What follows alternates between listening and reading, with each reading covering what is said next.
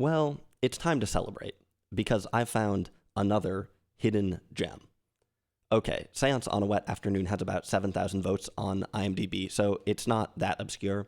In fact, it's probably Brian Forbes' second most famous film. But who exactly is Brian Forbes? Well, I actually reviewed one of his movies on this channel before, The L-Shaped Room. It's called. That's really a great movie, and as soon as I saw it, I resolved to watch another Brian Forbes film ASAP. A year and a half later, here we are.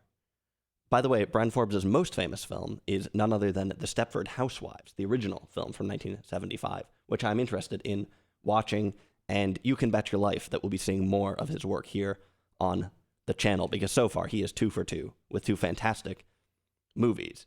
Seance on a Wet Afternoon is a great movie, but it's actually very different from The L-Shaped Room, which is a social drama about a pregnant single woman. That's a movie with a lot of depth, subtlety, some politics. It was really up my alley. Seance on a Wet Afternoon is a thriller. It has some nuance, but its main virtues are tension, suspense, fun. This is an unpredictable movie with a ton of different elements to it and some real stakes, a surprisingly grim movie.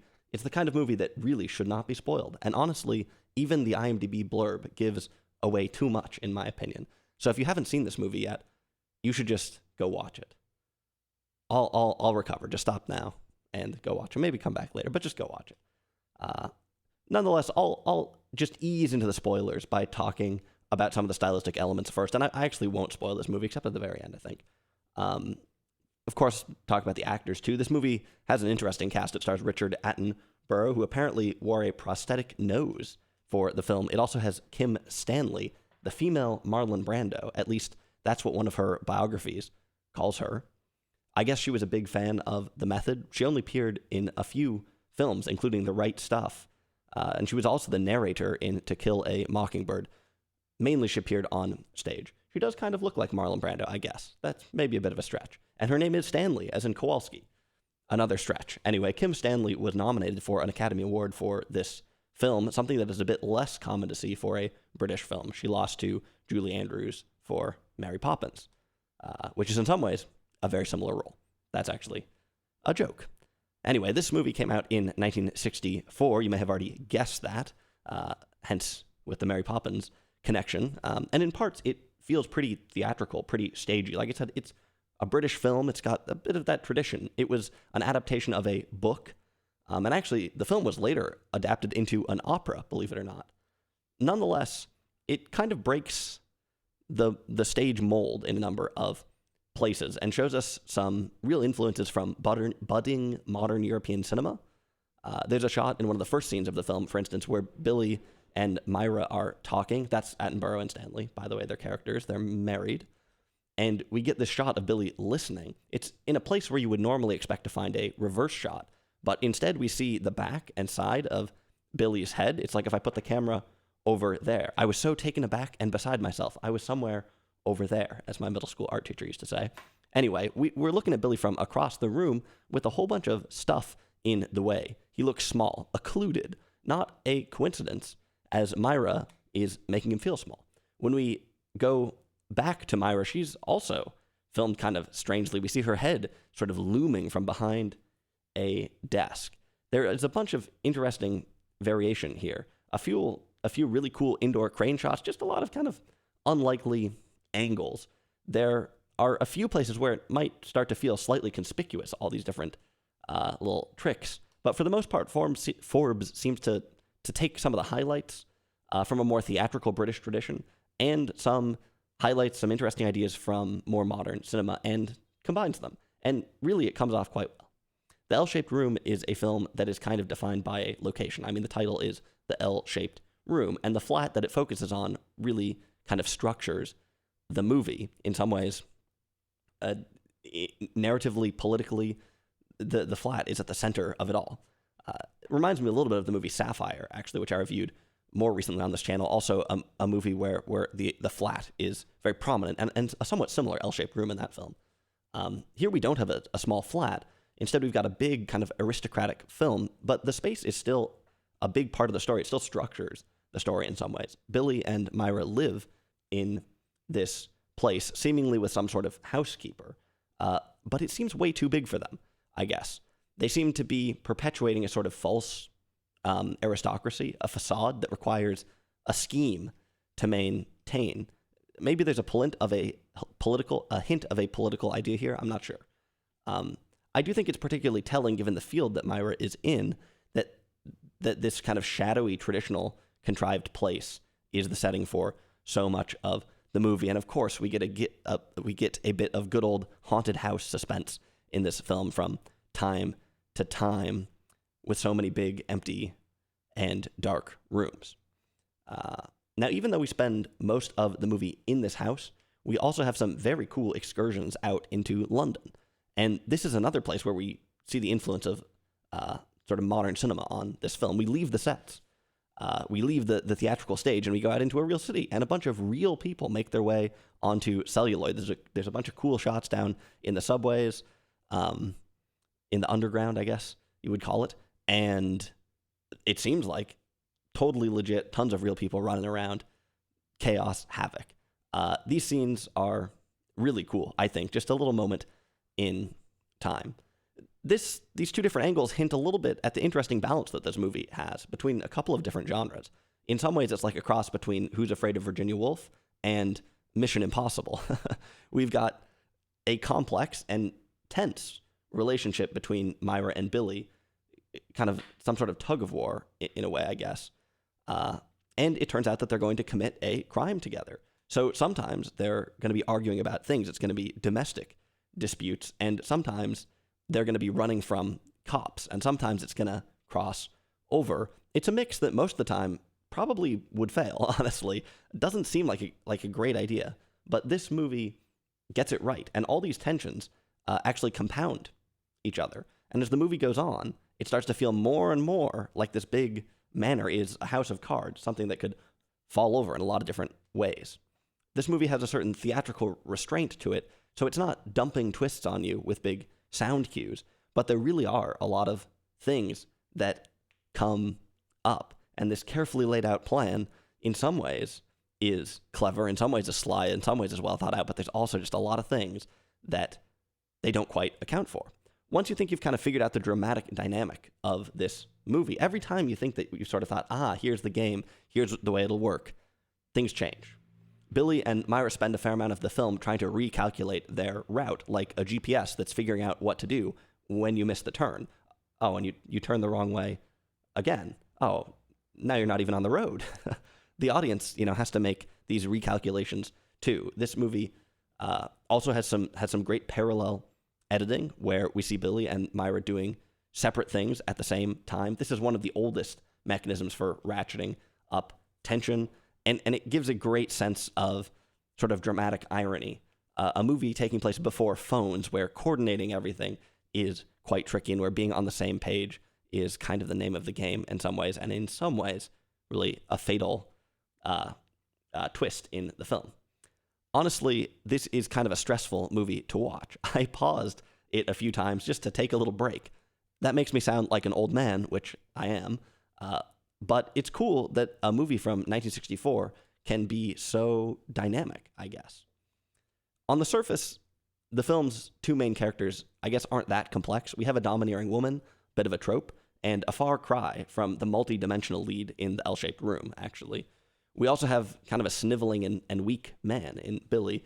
At first, this might not seem that compelling, but the movie does a good job building a lot of drama on top of this unsound foundation of their relationship. One example of the angles that kind of come up is the ambivalence that I think the audience will likely feel towards Billy.